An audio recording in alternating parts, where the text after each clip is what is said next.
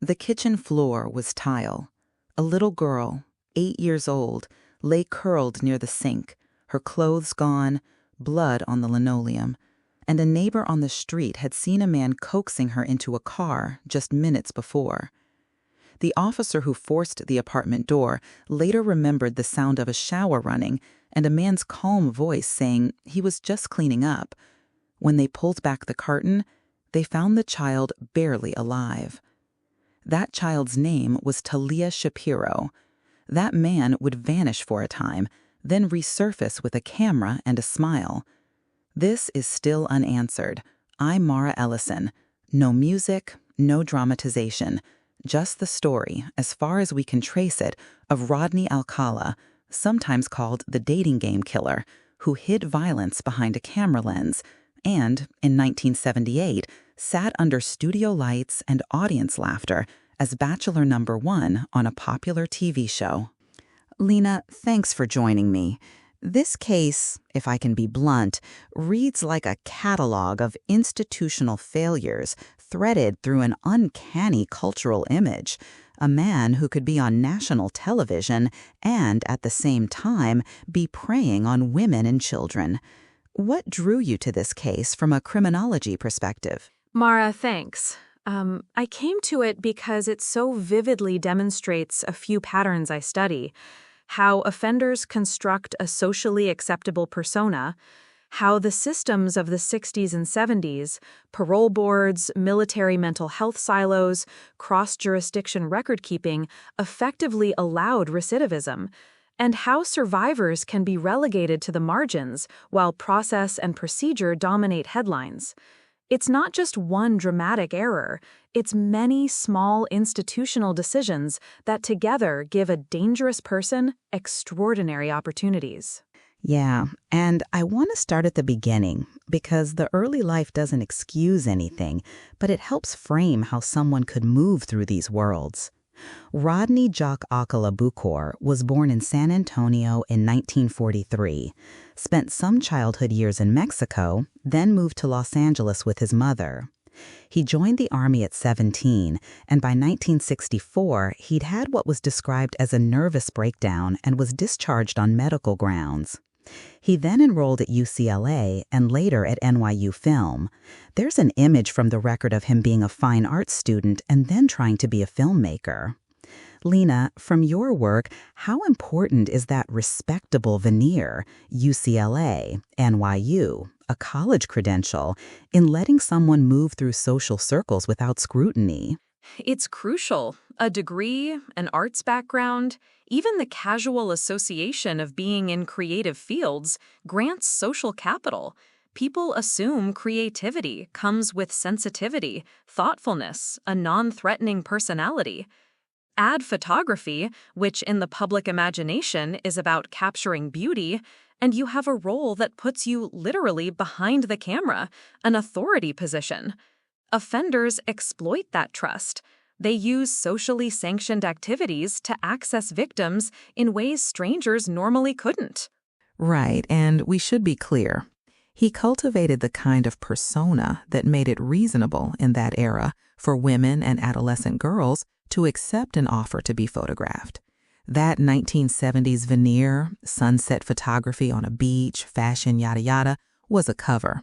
But the first major documented violent act we normally trace back to him is the attack on Talia Shapiro in September 1968 in West Hollywood.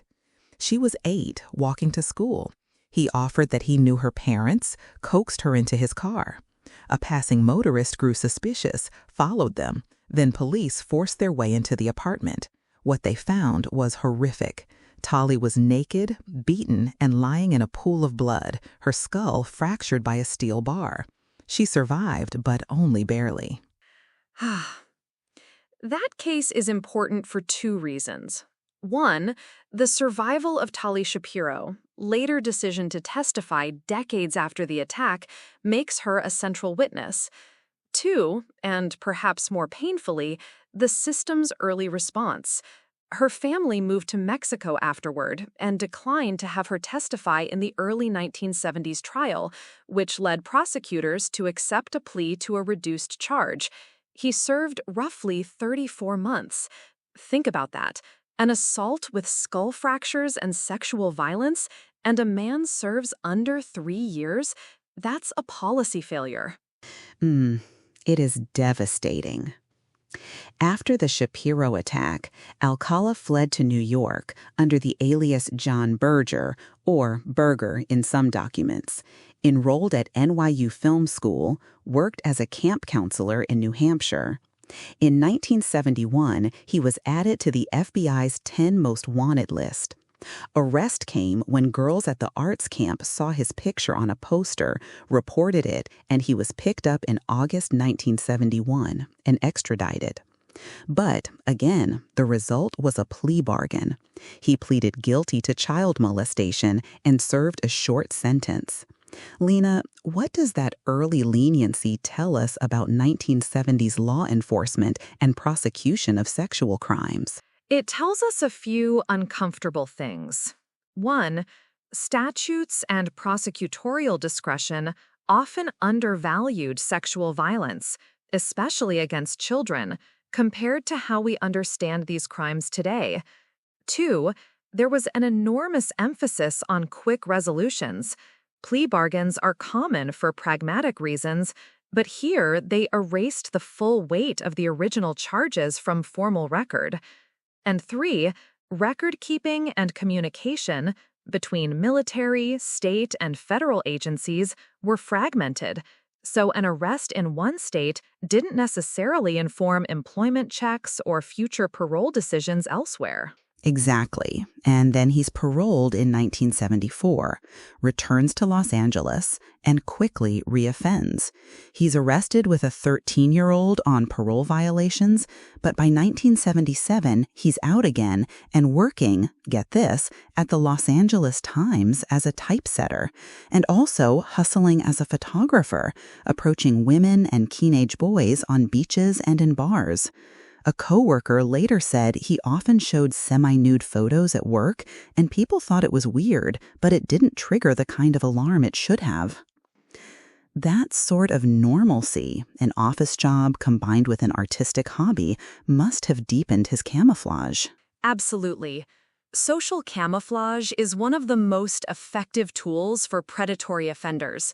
You put yourself in roles that intersect with large swaths of the public, type shops, newspapers, beaches, schools. Then you exploit those brief encounters.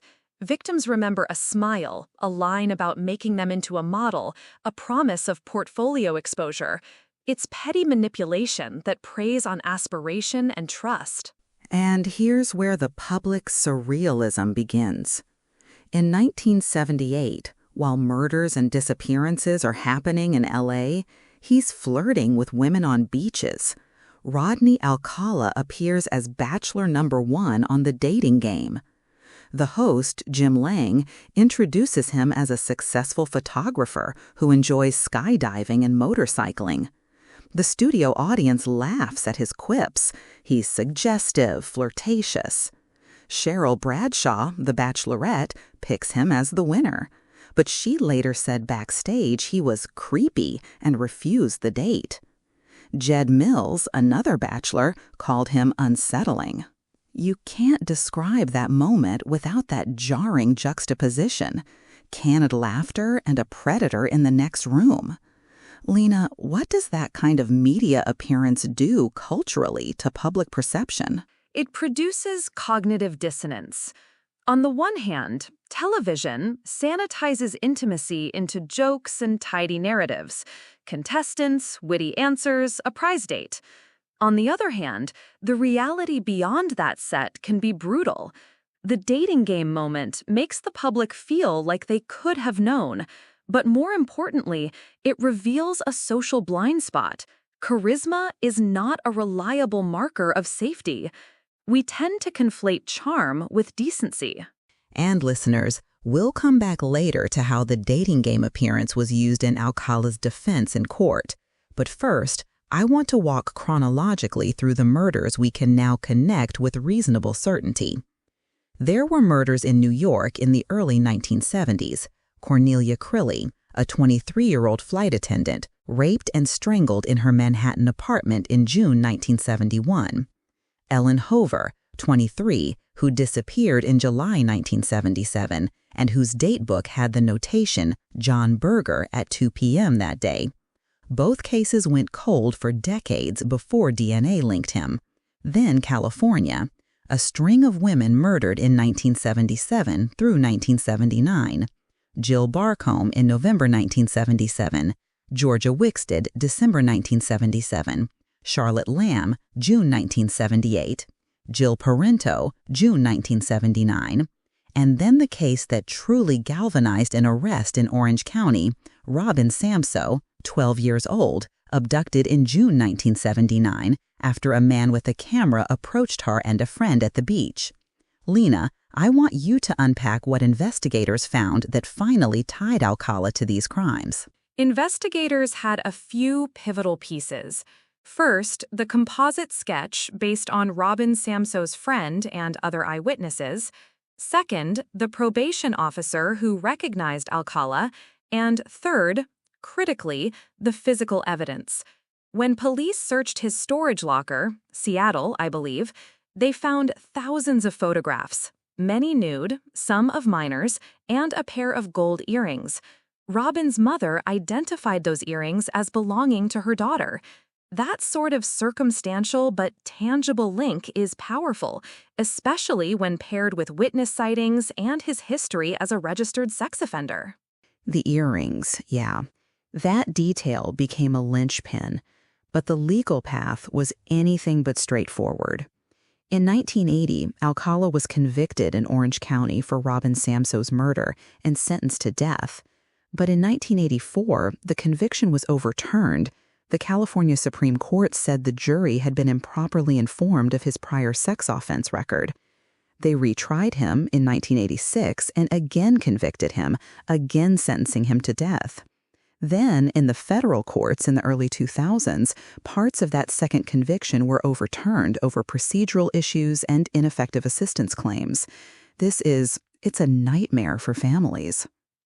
Lena, how do we reconcile these legal reversals with the need for fair trials? Mara, it's a tragic tension. The justice system has to protect defendants' rights, especially in capital cases. So procedural safeguards and appeals are essential.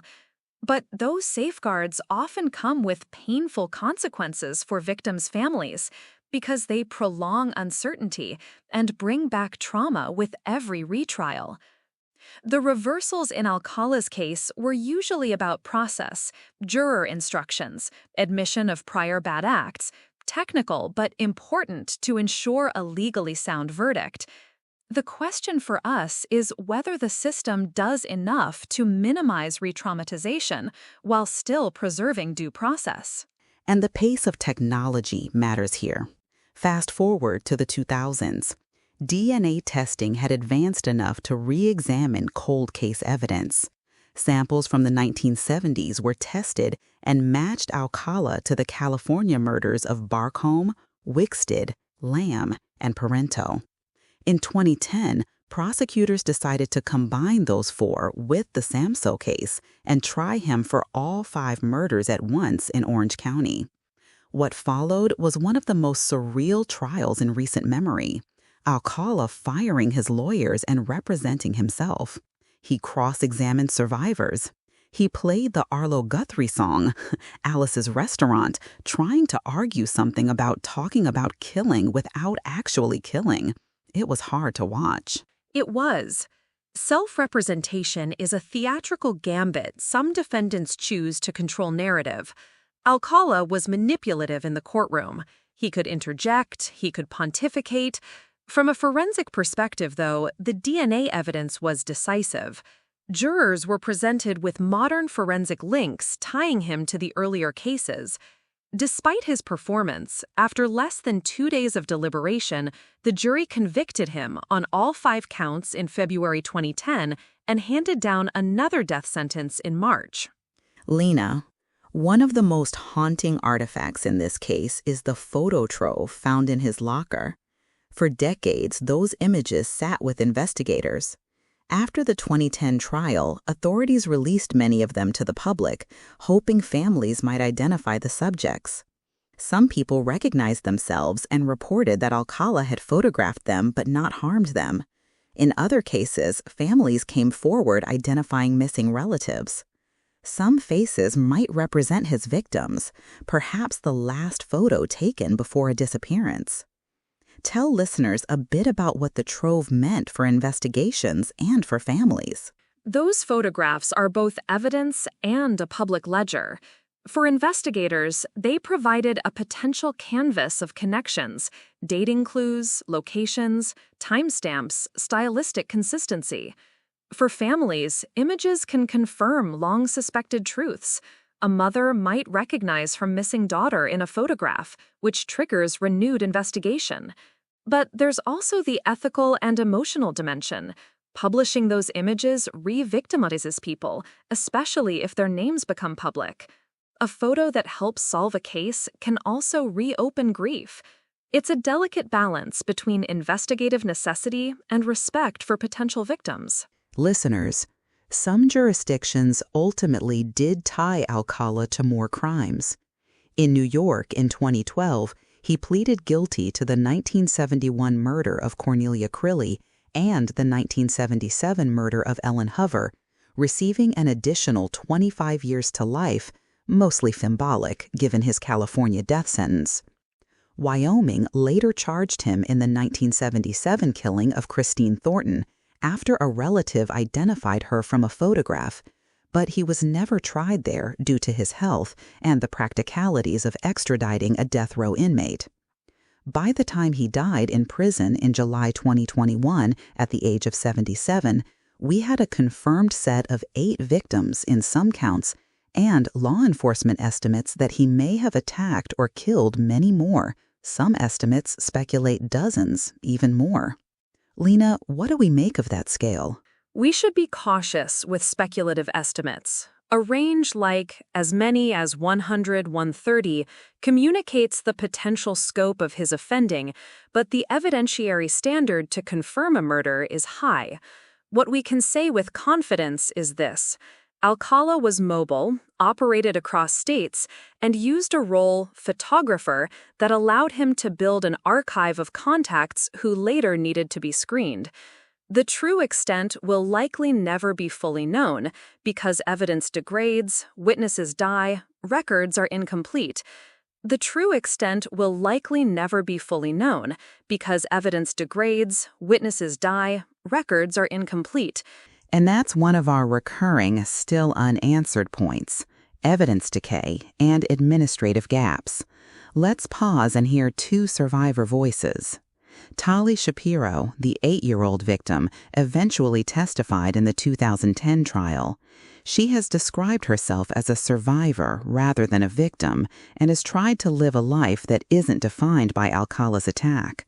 Morgan Rowan, who was attacked around the same time as Tali but did not speak publicly for decades, has described carrying guilt because she survived when others did not. Hearing from them, the first point you feel is how long the psychological fallout lasts.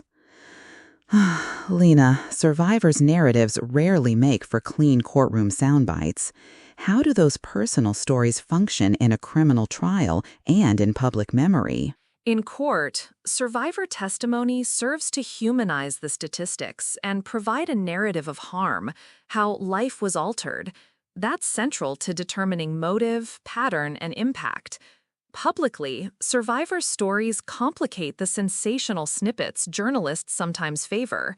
They remind us that these are ongoing lives, not just crime scenes.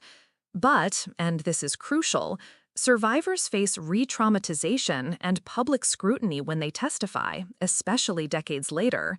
The legal need to prosecute must be balanced with trauma-informed practice. Listeners, if you're hearing the way Lena and I are speaking, our tone is intentionally steady and reverent at times. There's a seriousness here about naming the women: Jill Barcombe, Georgia Wixted, Charlotte Lamb, Jill Parento, Cornelia Crilly, Ellen Hover, Christine Thornton, and Robin Samso. These were people with families and routines, and often jobs and plans. Their deaths were not plot points. They were the end of lives. Yet the case's public shorthand, the dating game killer, tends to compress everything into that one surreal fact. He appeared on a TV show. Lena, do you think that nickname does more harm than good? Nicknames like that are double-edged. They capture attention. They're a hook that gets people researching, watching, and sometimes even aiding investigation. But they also risk trivializing or fetishizing the crimes.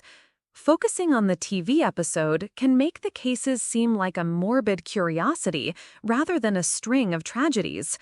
Our reporting and public understanding must resist sensational shorthand and center victims and systemic questions. And systemic questions there are. We have to talk about parole decisions. How a man responsible for a nearly fatal assault served just 34 months. And about how he was allowed to work with children as a camp counselor and to take photos of teenage boys in public spaces. There's also interjurisdictional failure. He committed crimes in California, New York, possibly Wyoming, Washington, New Hampshire. In the 1970s, there wasn't a CODIS DNA database or instant cross-state checks. Lena, from a policy perspective, what has changed since then, and what remains stubbornly the same? A lot has changed. Centralized databases, mandatory sex offender registries, DNA profiling and CODIS, improved interagency communication. Parole boards now have more robust risk assessment protocols, though those are imperfect. What remains an issue is resource scarcity. Cold case units are often understaffed, marginalized victims still receive less attention, and the criminal justice system can still prioritize expediency over long-term survivor care. Plus, human bias persists. If someone looks like a professional, we sometimes downplay red flags. Listeners, I want to be precise here. We mention reforms not to let institutions off the hook, but to give context. The 1960s and 1970s had distinct limitations. That does not absolve the decision-makers who made choices that exposed people to harm. One of the most unsettling, unresolved elements of this case is the trove of photos, hundreds, maybe thousands. After the 2010 conviction, police released many images to the public. Some recognized themselves. Some were confirmed as missing. Some faces never yielded a name. Lena, you said earlier the photos are a ledger. Practically, how do investigators work with such a trove decades later? It's painstaking. Investigators catalog images, run facial recognition where legally permissible, attempt to match clothing, jewelry, backgrounds, or printed studio marks to geographic clues. They publish images, ask for tips, and cross-check missing persons databases. When DNA is available from remains or evidence, they do familial DNA comparisons. But many images lack metadata. They're analog prints with no timestamps. Memories fade. So investigations hinge on luck, someone recognizing a relative, or a dirt mark in the background that associates a studio or city. There's also the ethical dilemma we touched on. Releasing images can identify survivors who had non-violent encounters with Alcala and never reported it. That can create an emotional surge of contact and scrutiny for them. Some people who were photographed but not harmed contacted authorities out of discomfort. Others were relieved that nothing further happened to them. Public identification forced many private reckonings. I want to talk about a few particular cases that walked in and out of Alcala's orbit in ways that show the limits of closure. Pamela Jean Lamson disappeared in 1977. For years, Alcala was considered a prime suspect, but later investigators in Marin County reconsidered and have pointed to another killer, Joseph Naso, as a stronger match. This illustrates that cold cases can be misattributed when we're desperate for answers. Lena? Yes. When a high-profile offender like Alcala is in the public mind, there's a tendency to attribute unsolved cases to him, pattern recognition gone awry. That's dangerous because it can relieve the real perpetrator of scrutiny or send investigators down the wrong path. Each case needs careful forensic, chronological, and geographic vetting. DNA helps, if material exists, but many 1970s cases lack usable DNA. And then there's the legal endgame that never quite ended for families. Alcala spent decades fighting appeals, being retried, and eventually died on death row in 2021 without ever fully accounting for all the lives we suspect he took. That absence of direct answers, no final confession, no complete accounting, feels like a central, still unanswered theme. Lena, in your experience, what does a death in custody like that do for families and for investigators? For families, it can be bittersweet. Some find a modicum of closure in knowing he's no longer a threat. Others feel robbed because they never saw a full legal accounting, a confession, or a chance to confront him. For investigators, a death can halt certain lines of inquiry. No more interviews, no more extraditions. It sometimes reduces incentives to expend resources on cold cases linked to the deceased, though in many jurisdictions, cold case units persist in seeking answers regardless. There's a cultural afterlife to his story. Documentaries, podcasts, the Netflix film Woman of the Hour in 2024 with Anna Kendrick, which reflects our continuing fascination with that paradox: charm on camera, brutality off camera. And that fascination has risks. It centers the spectacle and sometimes sidelines survivors. Lena, what responsibilities do storytellers, podcasters, filmmakers, journalists have when handling cases like this? We have responsibilities to center victims and survivors, to avoid gratuitous lurid detail, to contextualize institutional failures, and to avoid elevating the perpetrator into a cultic figure. That means careful language, informed sourcing, and making clear which aspects are proven and which are speculative. It also means highlighting systemic lessons, what change came from this case, what didn't, and providing resources for listeners affected by content. Yes, practical resources. We'll link domestic violence hotlines and survivor resources in the episode notes. Listeners, if this episode raises something for you, please consider reaching out. Before we close, I want to circle back to a few discrete questions that remain. How many of the faces in those photos belong to women who never came forward because they were ashamed or afraid? How many potential victims were lost simply because evidence decayed or because their disappearances were never connected across state lines? And perhaps the most pointed, what would have happened if the early plea bargain in the Shapiro case had been fought to trial, or if that first conviction had carried a longer sentence? Those counterfactuals are painful, but important. A longer sentence could have interrupted the sequence, but we can't rely on what-ifs to make policy. Instead, we can look at the tangible reforms: improved cross-jurisdiction data sharing, better trauma-informed prosecution practices, public education about predatory behavior masked as charisma, and more robust oversight of parole decisions. We can also improve how we process and preserve evidence, chiefly better cataloging and digitization of photo archives so future investigators have more tools. I want to close with an image that keeps returning to me when I think about this case. Boxes of printed photographs, faces frozen in moments, some smiling, some pensive, some hardly older than teenagers. For some of those faces, the photograph was a harmless encounter. For others, it may be the last picture ever taken. Each image is a person. We can name some. We still can't name many. That is the core of why this story sits on Still Unanswered. And as you look at that image, Mara, also consider the survivors who have had to carry the memory and the trauma for decades. Their choice to speak, Tolly, Morgan, helped secure convictions and also provided others permission to come forward.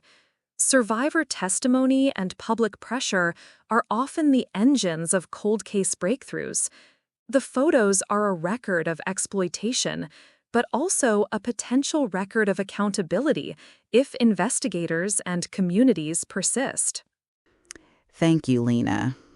This case is a hard one to end on because it's not neatly ended. Before we go, do you have any final thought for listeners about how to think about cases like this, where the perpetrator's death does not resolve all the questions? 2 short things. 1, hold institutional actors accountable.